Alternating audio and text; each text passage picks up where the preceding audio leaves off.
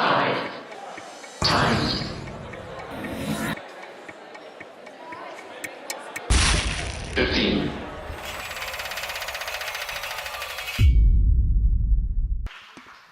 It's always slightly embarrassing because I'm so short. It's fine. Thank you. It took me a long time to learn the language of kindness, and I'm still learning, really. It took me a long time to understand the importance of being a nurse. But I didn't always want to be a nurse. I started out really wanting to be a marine biologist because I imagined wearing flip-flops and swimming with dolphins and living somewhere like California, maybe Barbados. And then I discovered that much of the work of a marine biologist involved studying plankton off the coast of South Wales, so I had a bit of a rethink. But I went through every career idea imaginable: lawyer, singer, jazz trumpeter, astronomer, everything you could possibly think of. I talked my parents into buying me some quite expensive farming equipment, because despite the fact that we were living on a council estate in Stevenage, I had this romantic notion that I'd become a farmer. I'm not sure I'd actually been to a farm, but I imagined farmers sitting around in the late summer sunshine and eating cheese and pickle sandwiches. So I went off to agricultural college, and I lasted 2 weeks. And so I kind of fell into nursing without any kind of direction. I didn't really know what to do, but fell into it. And then on my very first day as a student nurse, I had to have an occupational health blood test. And I saw the sight of my own blood and I fainted. And I remembered I've got a deep-seated fear of the sight of blood, which is not ideal for a nurse. But somehow I made it through, and I made it through to my first placement. I think I was just so embarrassed about going home and having another failed idea. And I got this idea in my head that, okay, I could do this nursing thing. This is a great thing to do. And I imagined it would be much like a devotional career, and I'd be dedicated to professionalism and devotion and helping others, and it would be a vocation. And I'd be a little bit like a nun, but obviously having lots of sex. It wasn't really like that. And it was around the early days of ER, and I was a bit obsessed with George Clooney as well. So that kind of propelled me on. And I really thought at the start of my career that nursing was something quite different. I really thought it would be cutting edge and all about technology and saving lives and chest compressions and cracking people open. And again, I was watching quite a lot of ER. But it was finally my first day on placement, and I was expecting all those things. I had my shining fob watch, my belt buckle, my squeaky shoes. I was ready for all this high-tech stuff. And within the first 2 weeks, I had scabies, nits, and impetigo. I had to have an eye washout after a baby had explosive diarrhea in my face. And then I had to have a hepatitis B booster after an adolescent bit me really hard. So it really wasn't what I thought it was. I really thought that nursing would be much more about anatomy and physiology and chemistry and maths and physics. And it's all those things, actually. It is those things. But I was beginning to learn that nursing was much more than that. It was about something deeper and older than that. And nursing was also about literature and about philosophy and about nursing and about poetry, and nursing was politics as well. I remember meeting a lady called Betty who was on a trolley in a corridor outside accident and emergency. And she was elderly, and she was frail, and she was alone. And she'd come in hypothermic. She couldn't afford to pay her fuel bills.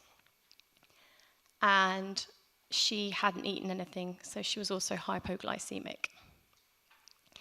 And I didn't really do anything technical for Betty. I found her a sandwich, and I made her a cup of tea.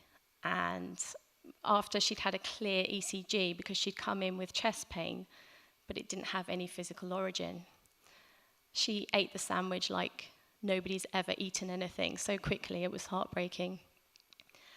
And it turned out her husband, Stan, had died a few weeks ago in the hospital from a heart attack. And I sat with her for a while and I held her hand. And she told me stories about Stan and how they danced and how time flies. And after a while, it was really difficult to tell where Betty's hand ended and where my hand began. And I think that nursing exists in that space. And that's why it's so hard to get into language, to get into words, what that thing is. It's hard to describe. A hole in the heart is a hole in the heart, and at one end there's a literal surgeon fixing the hole, and at the other end there's a metaphorical loss of the patient experiencing it, and the nurse is the thing at the center.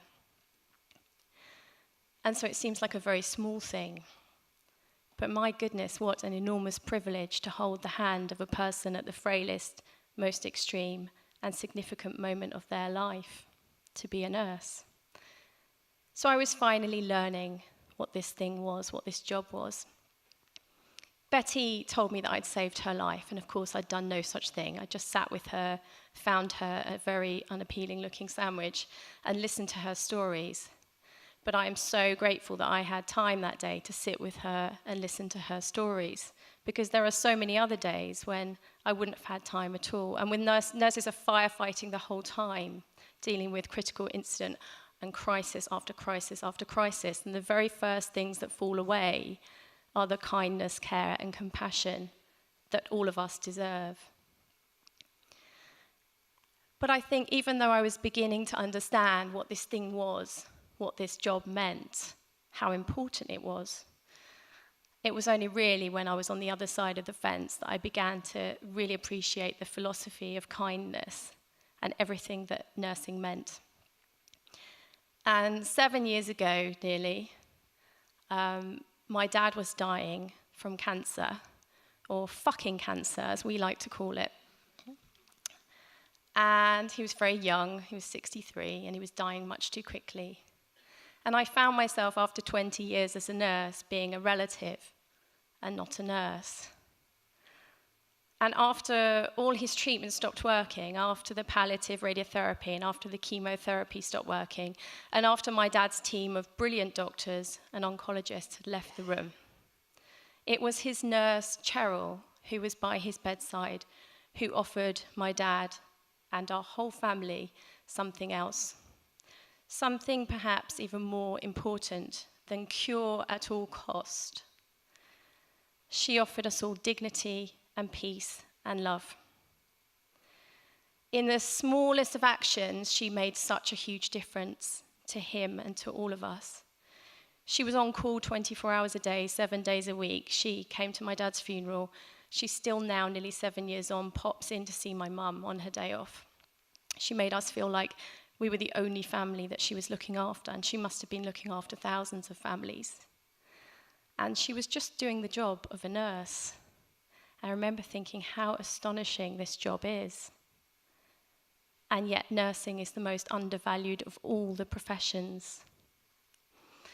If how we treat our most vulnerable people is a measure of our society, then the act of nursing itself and how we treat our nurses is a measure of our humanity, I began to realize.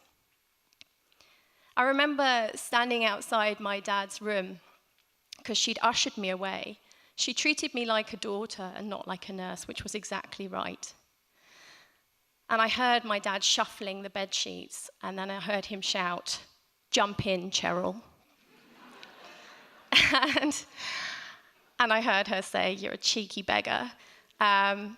And their relationship, they shrieked with laughter, and their relationship was something quite amazing to witness. This was a day before he died.